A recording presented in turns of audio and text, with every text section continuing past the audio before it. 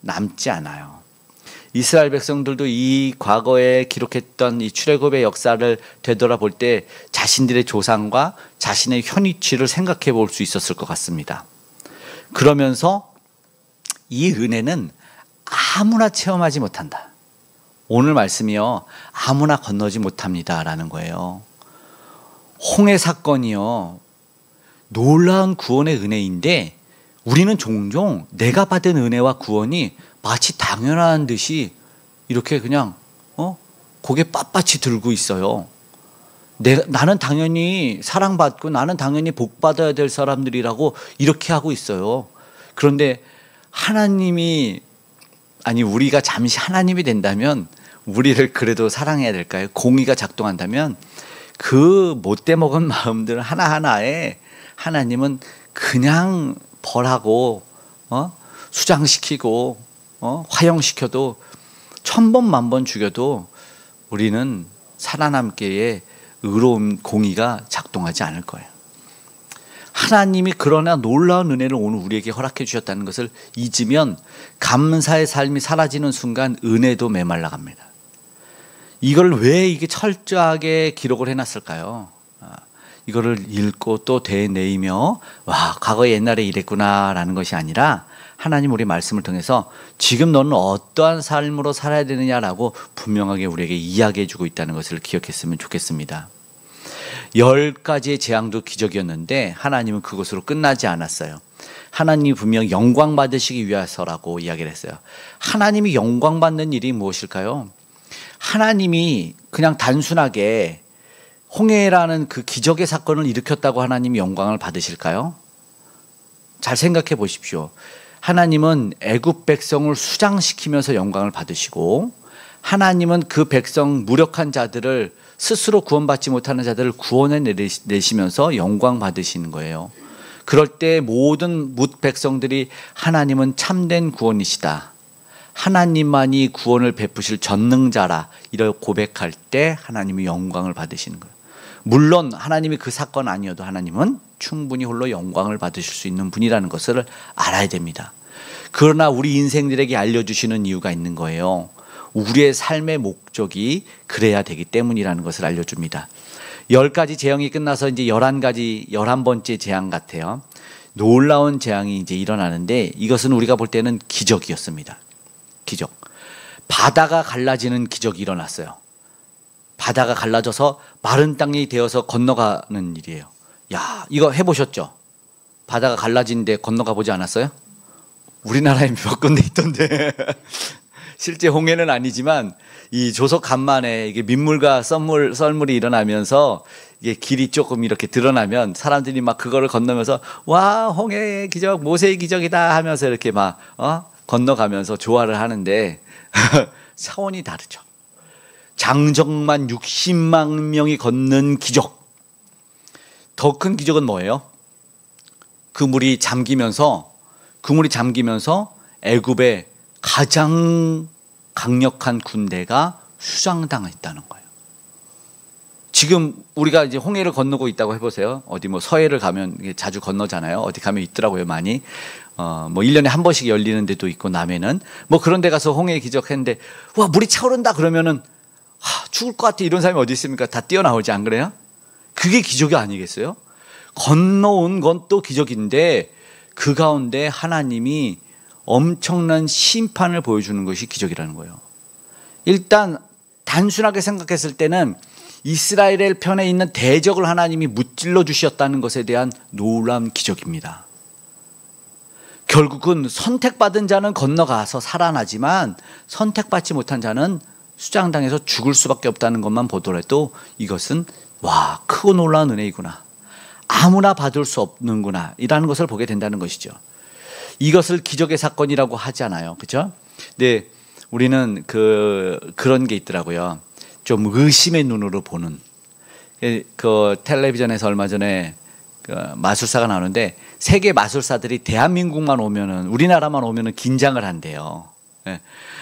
마술사들이 막 이렇게 마술 쇼를 보여주면 다른 외국들은 오 막 하면서 막 한의에서 막 기뻐하고 격려하고 박수를 막 치는데 대한민국은 박수 치면서 어떻게 한 거지? 뭐지? 뒤에 누구 있는 거 아니야? 저 주머니 뭐 있는. 이렇게 해서 세계 마술사들이 우리나라만 오면은 긴장을 한다는 거예요. 근데 좋아요. 좋아. 뭐 그럴 수 있다고 치자. 그런데 하나님의 기적도 대한민국의 육적인 모습으로 바라보면 안 됩니다. 어떻게 한 거야? 이게 자유주의 신학이라고 전문적으로는 부르는데, 그러니까 이성주의가 도입이 되면서 내 머리로 해석이 돼야 되는 거예요. 설명이 돼야 되는 겁니다. 그러니까 홍해의 기적이 일어났다는 것은 과학적으로 이해가 좀 안 돼. 물이 차렷했잖아요. 바다가 옆으로 쫙 갈라져서 차렷 딱 하고 서 있는 거야. 말이 안 되잖아요. 바다 위로 걷는. 하나님이 물을 물을 가지고 좀 이렇게 많이 좀 하나님이 기적과 이적을 해주세요. 우리 몸에 뭐 대부분 물이어서 그런가? 아니면 물로서 하나님이 엄청난 것을 보죠. 처음에도 뭐 홍해 사건도 그렇고, 홍해 사건이래. 그 노아의 방주도 그렇고. 그리고 예수님이 오셨을 때 첫 기적도 물이 어떻게 돼요? 포도주가 되잖아요. 어떤 사람들은 이것을, 그러니까는 기적이 아니다. 내가 이성적으로 해석하지 못하면 뭔가 해야 된다. 그러니까는 문학적인 표현인가? 아니면 홍해 바다가 그냥 누구나 건널 수 있는 시냇가였잖아요. 그 시냇가에 어떻게 해서 죽었나? 문학적으로 어떤 표현한가? 그러니까는 포도주가 된 물을 보고 물이 이런 표현을 하긴 하죠. 물이 수주보했다. 어머, 예수님 보고 빨개진 거예요. 네, 그래서 그런 표현으로 뭔가를 이렇게 그러면 이제 이해되고 설득이 되는 그런 이야기를 이렇게 막 하려고 하는 거예요. 그런데 하나님의 기적은 우리가 그런 믿음 없음으로 바라보고 대한민국의 육신으로 눈으로 바라보는 것이 아니라 하나님은 역시 기적 사건을 믿음의 눈으로 바라보게 하신다라는 거예요.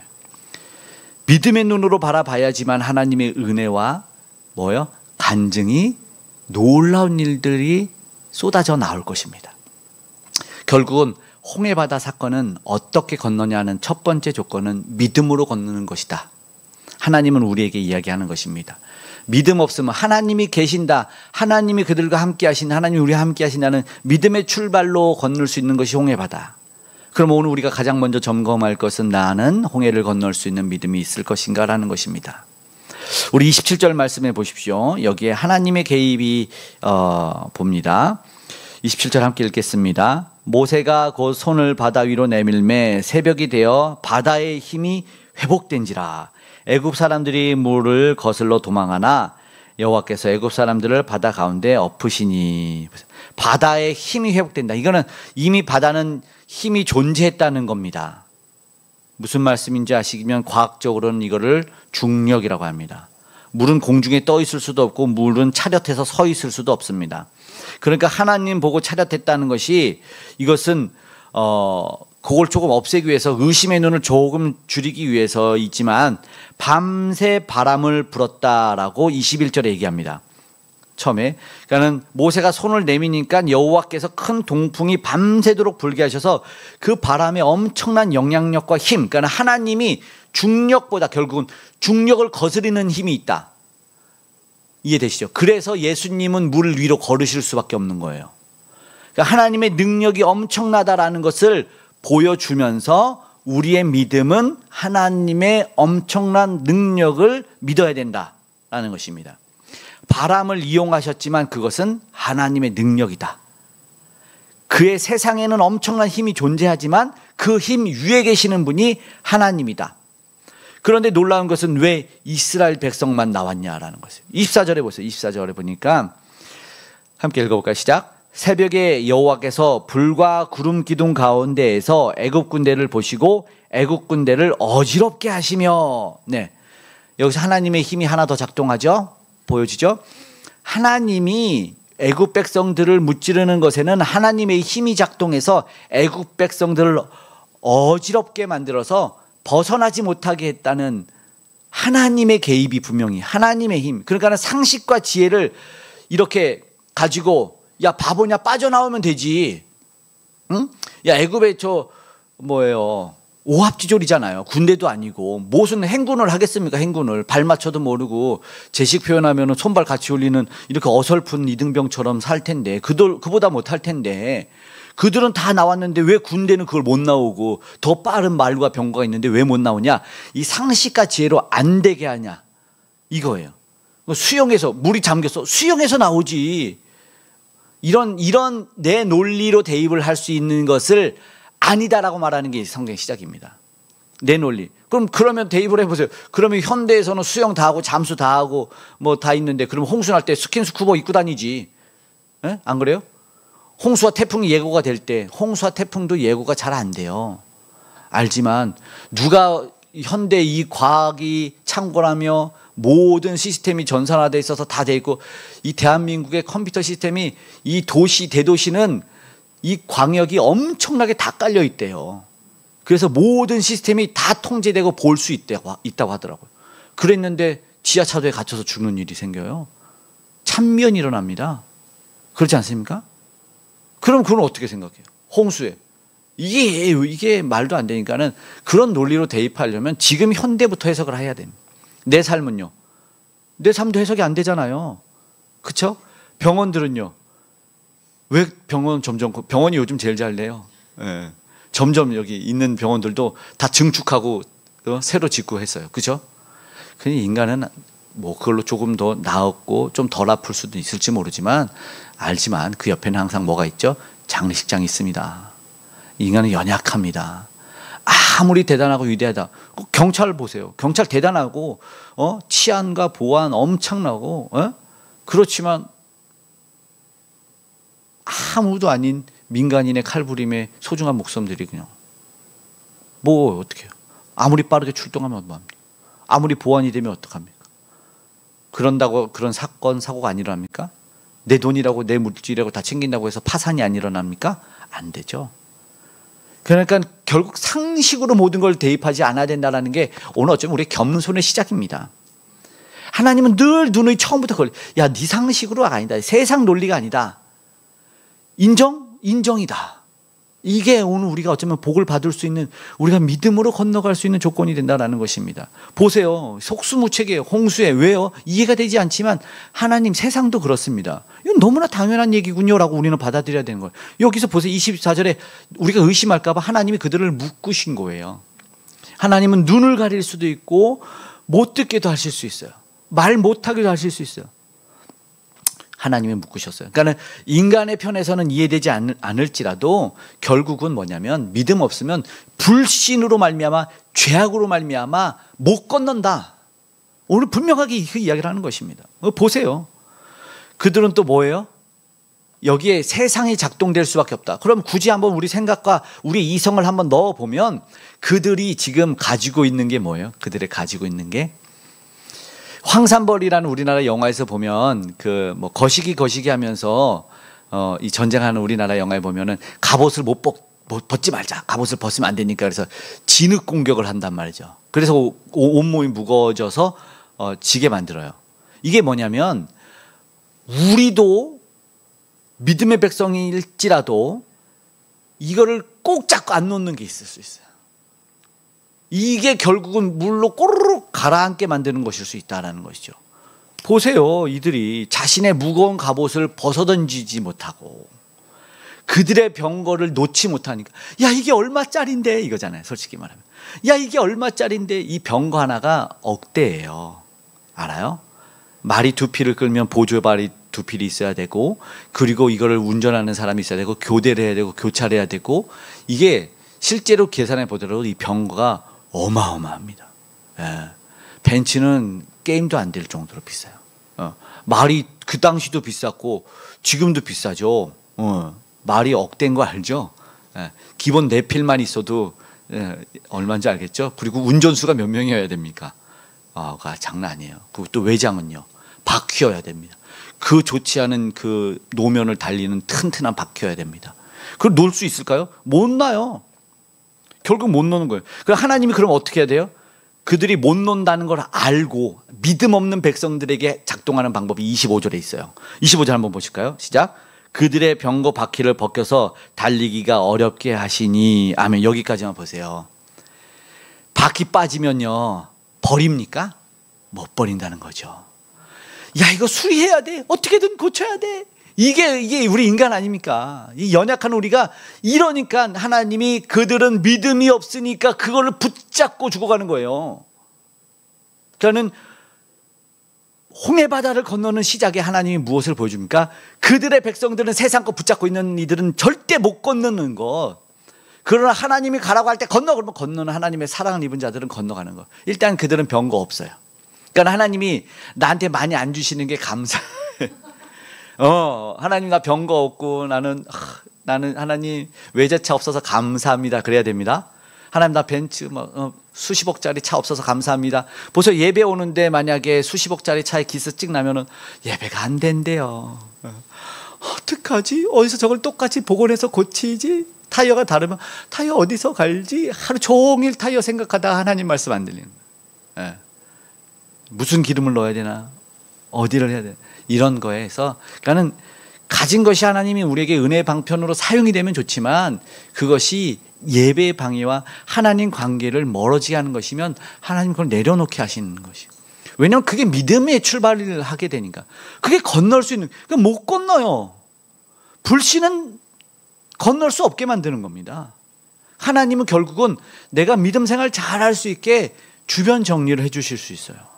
그러니까 우리는 무언가 이 물질적인 것의 없음으로 인해서 일단은 하나님에 있는 신앙에서 힘들어하지 않아야 되고 인간관계에 있어서도 힘들어하지 않아야 됩니다. 보세요. 하나님 만날 때는 일단은 다 차단하는 게 가장 좋죠. 사람만 본다면 예배가 됩니까? 안 돼요. 사람 보면서 예배 안 되는 사람, 물질 때문에 힘들어서 예배 안 되는 사람이 어떻게 보면 이제 믿음의 성장했을 때 보면은 이게 참 안타까운 거예요. 안타까운 거예요. 너무나 안타까운 거죠. 가장 중요한 시간, 가장 소중한 시간을 놓치면 안 됩니다. 왜냐하면 여기에서 사느냐, 그러니까 간단하게 한 주 예배 못 드리냐 이렇게 판단하면 안 돼요. 죽느냐 사느냐 건너냐 못 건너냐로 본다면 굉장히 중요한 거예요. 이걸 보셔야 됩니다. 하나님 결국은 그들의 바퀴를 빼버려. 그러면 그들의 바퀴가 벗겨져 버리니까 그들이 버리고 달려가자 못합니다. 그 수십억짜리 병거를 어떻게 버리고 갑니까? 못 갑니다. 못 갑니다. 말 타고 갔으면 엄청 빠르게 가지 않을까요? 못 갑니다. 절대 못 갑니다. 결국 하나님은 그 구원에 하나님의 위대함이 드러날 수밖에 없어요. 하나님이 이용하시는 게 어쩌면 인간의 가장 위대함이 하나님의 미련한 것이지만 하나님은 우리를 가장 잘 아시기 때문에 하나님이 이용하시는 거 보면 어떻게 보면 우리가 유치해 이럴 수도 있지만 우리는 그 유치 찰나이거든요. 그러니까 하나님은 그것을 이용할 수밖에 없어요. 애국 군대를 뭘로 해요? 수장을 시켰다고. 이게 말이 됩니까? 이해가 안 되잖아요. 결국은 가장 먼저 하나님이 물을 붙드셨죠. 이게 믿음의 사건이라 하나님이 물을 붙들어 주셔서 하나님의 힘으로 그 힘이 나중에 작동되게 하셨지만 그 힘을 무력화하는 하나님의 붙드심. 2차적으로는 애국 군대를 붙드셨죠.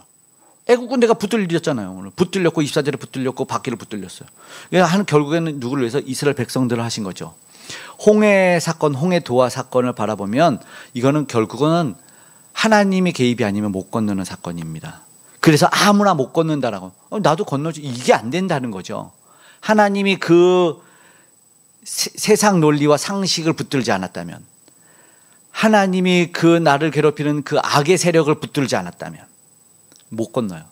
보세요. 그러면서 바로는 이 스스로 나오지 못하는 조건을 가지고 들어간 거예요. 스스로 홍해를 빠져나올 수 없는 조건을 가지고 들어간 거죠. 병기가 빠졌다는 그 표현을 말하고 싶은 그 속수무책이, 그게 속수무책입니까? 아니죠. 버리지 못한 것을 이야기하고 있는 거예요. 그래서 여기서 오늘 우리는 믿음의 작동을 해야 된다는 것입니다. 오늘 우리는 여기서 생각을 해보는 거죠. 우리는 홍해를 건넌 사건을 믿음의 사건으로 보고 우리는 믿음의 사람으로 살기를 결단해야 된다는 겁니다. 네, 그렇게 결단하고 그렇게 기도해야 된다는 거예요. 결국은 그 은혜와 그 감사의 감격이 믿음의 사건으로 살아가는 우리는 끊이지 않아야 된다는 겁니다. 저도 고백하고 그렇지만 사람들이 또 어떤 목사님도 자기가 예수님을 믿게 된 것은 기적이라고 얘기를 합니다. 나 같은 인생이 예수님을 믿을 수 없는 사람이라는 거죠. 어떤 나쁜 놈보다 더 나쁜 놈이었던 내가 예수를 믿을 수 있었다는 것은 불가능하다. 그러니까 사도 바울도 죄인 중에 뭐라고 합니까? 괴수라고. 죄인 중에 괴수가 뭐냐면 죄인들 중에 우두머리라는 뜻이거든요. 나는 죄인들 중에서 우두머리인 삶인데 믿을 수 없는 조건을 가지고 있던 사람들이 믿어요. 이걸 뭐라고 말하면 이거는 홍해를 가른 사건이다. 불가능이 일어난 일이다. 결국 우리 심령을 갈라버리는 일이 하나님 편에서 일어난다는 거죠. 그 강팍했던 심령을 갈라버려서 정말로 이 굳은 마음이 부드러운 마음이 되고, 마른 눈이 젖은 눈이 되고, 이런 은혜가 일어난다는 것을 오늘 보여주는 것 아니겠습니까? 결국 사도 바울도 어떻게 됐죠? 하나님이 만지기 전에는, 하나님 만나 주시기 전에는 가장 악당 중에 악당으로 살았는데 만나고 나서 무슨 변화가 일어납니까? 고백하면서 세상을 구원하고 복음을 전하는 사람으로 살아내잖아요. 자기가 그런 삶을 살 거라고 알았을까요? 아니죠. 오히려 믿지 못하고 오히려 핍박자였지 않습니까? 왜 핍박하느냐의 말을 통해서 기적적인 회심의 사건이 일어나죠. 여기서 우리는 기독교가 놀라운 거라는 걸 알아야 되죠. 네. 물론 그런 것만 뭐 회심이 일어난다고 하지만 우리는 모태신앙도 마찬가지고 여전히 동일합니다. 하나님은 우리를 구원하신 그 사건이 우리의 힘과 능으로 되는 것이 아니라 하나님이 불러주셔서 반드시 일어난 놀라운 아무나 건널 수 없는 사건이라는 것을, 아무나 받을 수 없는 사건이라는 것을 이야기해 주는 것이죠. 예수님 믿는다는 건 사실은 저와 여러분의 입장에서 보면은 홍해를 건넌 거예요. 정말 아무나 받을 수 없는 은혜를. 그러면 뭐예요? 진짜 기쁨과 감격이 있어야 돼요. 이게 그냥 막연하게 홍해 건너 이렇게 살면 안 됩니다. 진짜로 여기에 진짜 들어가야 돼요. 이 말씀 안에 들어가야 돼요. 그 감격의 감격으로 살아도 아무렇지 않습니다. 여기서 기억을 하십시오. 물속에서 나와서, 물속에 갇혀서 나오지 못하는 사람들을 바라볼 수가 있어요. 여기 본문은 그냥 했죠. 근데 그 나온 백성들이요, 진짜 재미있게 건너지 못한 사람들을 바라보게 돼요. 좀 이따 보겠지만. 그러니까 애끓는 우리는 뭐가 되냐면 내가 건짐을 받고 살아났잖아요. 그럼 살아나지 못한 사람들은 이렇게 사는 게 아니고 메롱 이런 게 아니라는 거예요. 그들을 바라보는 우리의 마음이 어떨지를 하나님은 생각해 보게 하셔요. 여기까지 바라보는 것이 오늘 우리가 묵상해야 될 거라고 생각을 합니다. 보세요. 우리 이번에 아까 얘기했지만 홍수가 뭐 여름에 일어났지만 그렇게 오래되지 않았잖아요. 지하차도가 침수 사건이 일어나는데 그때 건진받았을 때 어떠한 일이 일어나죠? 그때 칭찬이, 안타깝지만 칭찬의 사건이 일어나는데 그들이 어떤 사람이었어요? 유턴시킨 사람들, 그리고 자기의 트럭으로 건져 올려낸 사람들. 무슨 말인지 알죠? 그것을 바라보면서 우리는 같은 생각의 개념으로 보면 우리도 내가 건진받아서 내가 트럭 위에 있으면 우리도 손을 내밀어서 건져내야 되지 않겠냐. 우리도 손을 내밀어서 물에 빠진 사람은 찬양처럼 건져내는 일들을 우리가 해야 되지 않겠냐, 이런 생각을 한다는 것이죠. 그냥 나는 건진받았다고 이렇게 아니라는 거죠. 그냥 나 좋아서 그냥 막 이렇게 희낙낙하면서 세상을 바라볼 수는 있는 것이 아니라는 것이죠.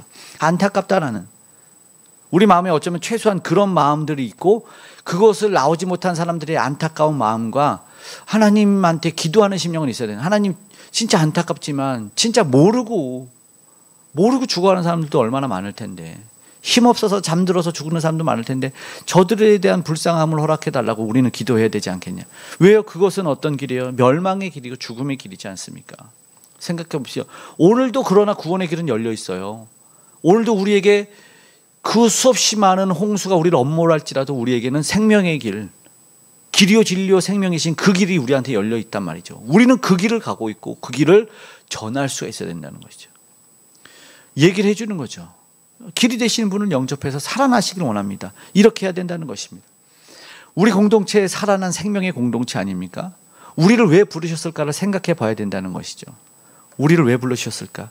우리를 왜 오늘 우리를 이곳에서 살게 하셨을까를 해서 곧 내가 죽을 운명이고 어쩌면 내가 그 바다에 침몰될 운명일 수도 있지 않나 이거죠.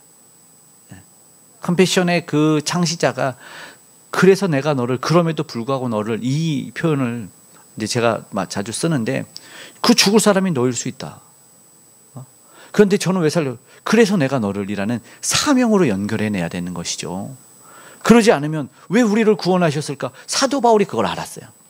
그러니까 전 세계에 복음화를 시키고 유럽에 복음화를 시키는 사람은 물에 빠져. 그러나 하나님이 건져주셔. 근데 자기가 그 구원받고 건진받음을 통해서 사람들을 다 구원해내고 건진받는 일들을 해주셔요.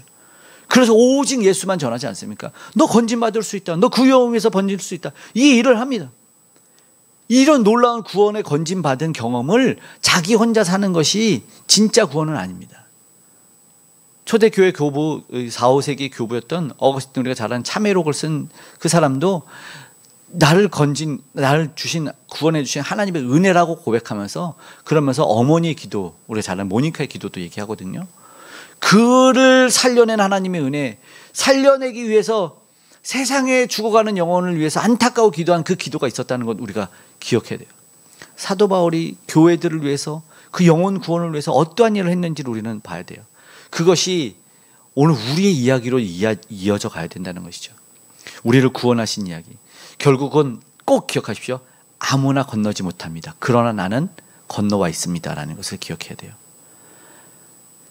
진짜 이 구원이 너무나 감사하고, 이 구원이 날마다 엄청 대단한 신앙생활이 아니라 정말 우리가 영성이 높은 그런 분들을 보면 구석에서 몇 시간 동안 그 기도하는 내용이 도대체 뭘까라고 조용히 귀를 기울인 사람들의 이야기를 보면, 내가 예수를 알기 원합니다. 내가 오늘도 예수의 그 감격이 있기 원합니다. 그 기본적인 거예요.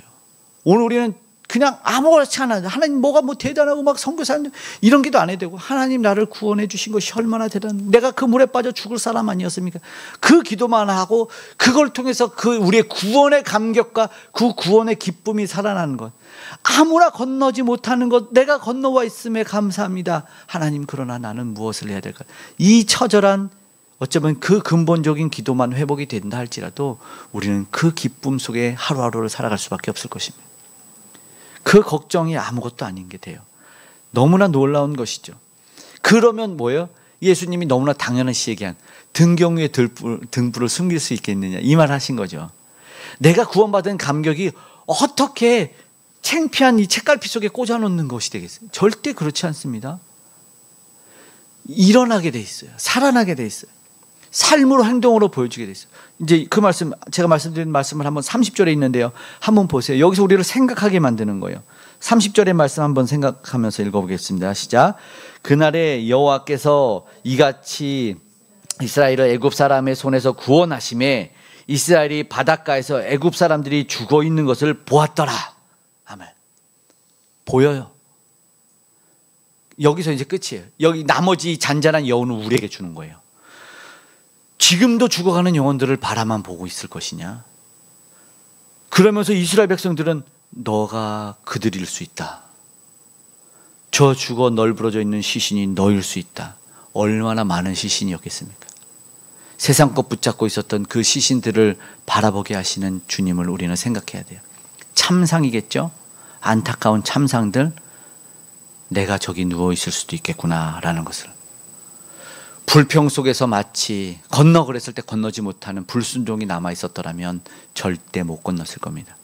그러나 내가 은혜를 못 입을 수 있을 수도 있었겠구나라는 것을 깨달았다면, 그렇다면 하나님이 가라 할 때 가고 하나님이 서라 할 때 서고, 힘들고 지치고 고나고 여러 이유와 핑계들이 있지만 내가 하나님이 주신 내 명령을 내가 순종하며 살아가는 것, 그것이 오늘 있어야 된다는 것이죠. 이게 얼마나 감사한 일입니까? 하나님의 놀라운 능력, 그 힘이 얼마나 대단한가 체험하지 않으면 모릅니다. 그래서 오늘 우리는 하나님을 위해서 무엇으로 살아갈 것인가, 어떻게 살아갈 것인가를 진지하게 고민해야 됩니다. 우리는 생명을 뭘로요? 선물로 받았어요. 우리는 목숨을요? 선물로 받았어요. 내가 나고 싶어서 나고 내가 살고 싶어서 삽니까? 하나님의 선물이에요. 아유, 내가 지쳐요. 그래서 내가 지금 이 뛰고 있는 심장을 멈출 수 있는 사람이 있습니까? 절대 내 의지로 안 되는 거예요. 하나님이 이 생명은 선물로 우리를 주셨다는 것을 기억해야 돼요. 주를 위해 헌신하는 사람들이요, 모두가 다 그러합니다. 하나님, 이 생명을 주게 드리겠나이다. 칼빈이요, 하나님, 내 심장을 주게 드리겠나이다. 이런 고백을 합니다. 그래서 위대한 사람이 된다고 보는 것이에요. 이 생명을 주신 분에게 마땅히 드려. 내 모든 것 드려도 아깝지 않은 그분, 나를 건져주신 그분 위해서 내가 살겠습니다 라고 기도하는 것입니다. 여전히 믿지 않는 자들을 위해서 오늘 우리는 생각해 봐야 되고 기도해야 됩니다. 하나님 불쌍히 여겨 주십시오 라고. 중요한 것은 물 위를 건너게도 하실 수 있지만 정말 한 끗 차이인 바닷속을 걷게 하신 하나님이에요. 보십시오. 돌아가게도 하실 수 있는데 굳이 홍해를 갈라서 바닷속을 건너요. 그런 이유는 신약성경의 세례를 통해서 표현이 됩니다. 세례를 통해서 무엇이요? 이렇게 표현이 돼요. 골로새서 2장 12절 너희가 세례로 그리스도와 함께 장사되고 또 죽은 자들 가운데서 그 일을 일으키신 하나님의 역사를 믿음으로 말미암아 그 안에서 함께 일으키심을 받았느니라. 세례에 대해서, 그러면서 세례에 대해서 또 이야기해. 고린도전서 12장 2절 모세에게 속하여 다 구름과 바다에서 세례를 받고. 이게 뭐예요? 죽었다 살아난 자라는 걸 의미해요. 홍해는요 우리에게 죽었다 살아난 자, 아니 죽을 넌데 살려낸 것을 이야기하는 것이죠. 반드시 그거예요.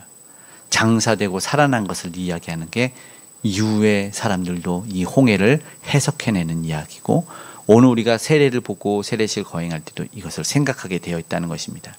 오늘 주님 앞에서 오늘 우리가 버티지 않았으면 좋겠어요. 겸손하게. 버티면 어떻게 돼요? 애굽의 손에 죽든가 물속에 죽습니다.